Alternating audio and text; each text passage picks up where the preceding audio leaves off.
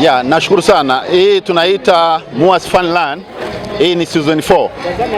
Ni season 4 kwamba tumeanza huu utaratibu sasa ni mwaka wa 4. Maana yake ni kwamba mnapanga kwa mwaka wale wahitimu wa chuo hiki ambao walishamaliza miaka ya nyuma wanaendelea kufanya kazi maeneo mbalimbali, sasa mnakutana tena mara moja kwa mwaka. Na tumeamua tuwe tunakutana kwa njia ya matembezi au marathon.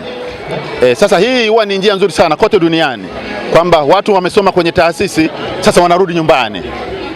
Lakini vile vile tayari tumeshatengeneza umoja.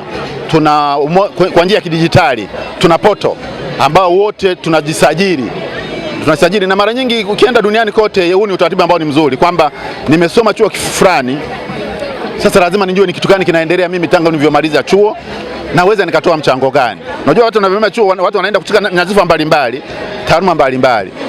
Kwa hiyo hii tumeifanya mara ya 4 na kwetu imekuwa na mwitikio mkubwa sana. Kama unavyoona leo waliojisajili ni kama 500. Sasa hii ni muhimu kwamba tunakuwa na mipango mbalimbali, mikakati mbalimbali ya kuendesha chuo chetu. Kwa mfano sasa hizi tumeanzisha huu mfuko wa hisani unaitwa Ali Hassan Mwinyi MUHAS Endowment Trust Fund.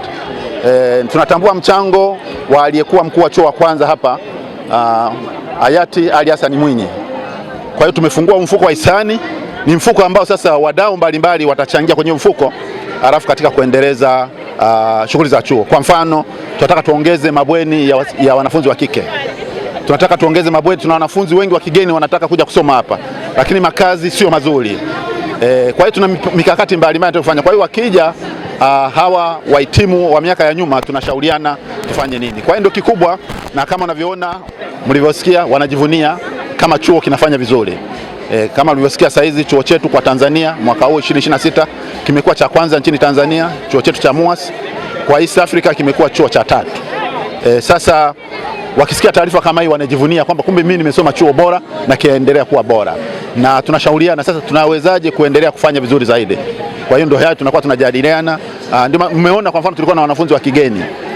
Hawa wanafunzi wanatoka vyuo mbalimbali. Umeona kuna wanatoka Marekani, Ujerumani, Austria, wametoka Sweden. Hawa ni wanafunzi ambao wengi wanakuja kwa mafunzo ya muda mfupi, wiki 3, mwezi mmoja. Na hiyo wanaiona wapi? Wanaenda kwenye tovuti yetu, kwenye mitandao yetu ya kijamii, wanaangalia sifa za chuo chetu. Anasema mimi ya mafunzo yangu ya mwezi mmoja, miezi miwili nataka niende MUHAS. Kwa hiyo nimeona wameshiriki, wengi wametushinda wanafunzi wa kizungu, na hii kwetu ni motisha kwamba na sisi tunataka tujitahidi kwenye mazoezi. Kama unavyojua mazoezi ni kama tunavyosema kila siku ni njia ya kuzuia magonjwa ambayo sio ya kuambukiza kama kisukari, kama shinikizo la damu na magonjwa mengineyo. Kwa hiyo sisi kwetu ni furaha kubwa siku ya leo, mwitikio umekuwa mkubwa na tutaendelea sasa kufanya maandalizi mazuri zaidi kwa ajili ya season 5 mwaka kesho. Ushauri wangu ni kwamba tuendelee kutembelea mitandao yetu ya kijamii ambayo ipo, tutembelee tovuti, lakini tumetengeneza makundi mbalimbali ya WhatsApp kutokana na madarasa walivyomaliza mwaka fulani au taaluma fulani. Kwa hiyo tunaomba tutoe wito kwa watu waliomaliza chuoni hapa watembelee hiyo mitandao ya kijamii, na kuna taarifa mbalimbali ambazo tunazitoa, tuendelee kushirikiana katika kuendeleza chuo chetu.